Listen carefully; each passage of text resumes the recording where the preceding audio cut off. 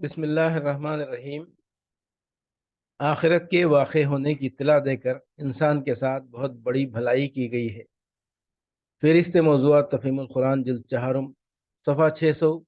سورہ احقاف، آیت 3۔ ما خلقنا السماوات والارض وما بینہما الا بالحق واجل مسمى والذین کفروا عما انذروا معرضون۔ ہم نے زمین اور آسمانوں کو اور ان ساری چیزوں کو جو ان کے درمیان ہیں برحق اور ایک مدت خاص کے تعین کے ساتھ پیدا کیا ہے، مگر یہ کافر لوگ اس حقیقت سے منہ موڑے ہوئے ہیں جس سے ان کو خبردار کیا گیا ہے۔ یعنی واقعی حقیقت تو یہ ہے کہ یہ نظام کائنات بے مقصد کھلونا نہیں بلکہ ایک بامقصد حکیمانہ نظام ہے، جس میں لازماً نیک و بد اور ظالم و مظلوم کا فیصلہ انصاف کے ساتھ ہونا ہے، اور کائنات کا موجودہ نظام دائمی و ابدی نہیں ہے بلکہ اس کی ایک خاص عمر مقرر ہے جس کے خاتمے پر اسے لازماً درہم برہم ہو جانا ہے، اور خدا کی عدالت کے لیے بھی ایک وقت طے شدہ ہے جس کے آنے پر وہ ضرور قائم ہونی ہے۔ لیکن جن لوگوں نے خدا کے رسول اور اس کی کتاب کو ماننے سے انکار کر دیا ہے،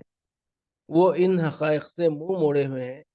انہیں اس بات کی کچھ فکر نہیں کہ ایک وقت ایسا آنے والا ہے جب انہیں اپنے اعمال کی جواب دہی کرنی ہوگی۔ وہ سمجھتے ہیں کہ ان حقیقتوں سے خبردار کر کے خدا کے رسول نے ان کے ساتھ کوئی برائی کی ہے، حالانکہ یہ ان کے ساتھ بہت بڑی بھلائی ہے کہ اس نے محاسبے اور باسپرس کا وقت آنے سے پہلے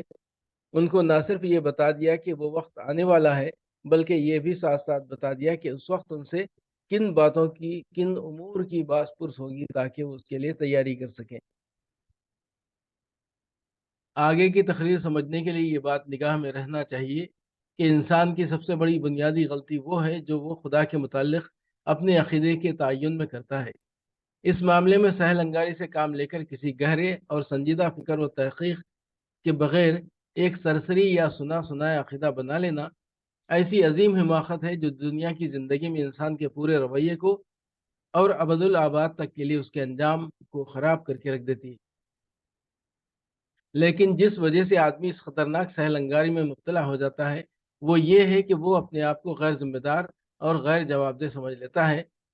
اور اس غلط فہمی میں پڑ جاتا ہے کہ خدا کے بارے میں جو عقیدہ بھی میں اختیار کر لوں اس سے کچھ فرق نہیں پڑتا، کیونکہ یا تو مرنے کے بعد سرے سے کوئی زندگی نہیں ہے جس میں مجھے کسی باسپر سے سابقہ پیش آئے،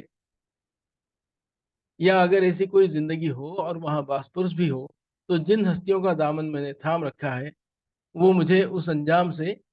وہ مجھے انجام بس سے بچا لیں گی۔ یہی احساس ذمہ داری کا فقدان آدمی کو مذہبی عقیدے کے انتخاب میں غیر سنجیدہ بنا دیتا ہے، اور اسی بنا پر وہ بڑی بے فکری کے ساتھ دہریت سے لے کر شرک کی انتہائی نامعقول صورتوں تک طرح طرح کے لغو عقیدے خود گھڑتا ہے یا دوسروں کے گھڑے ہوئے عقیدے قبول کر لیتا ہے۔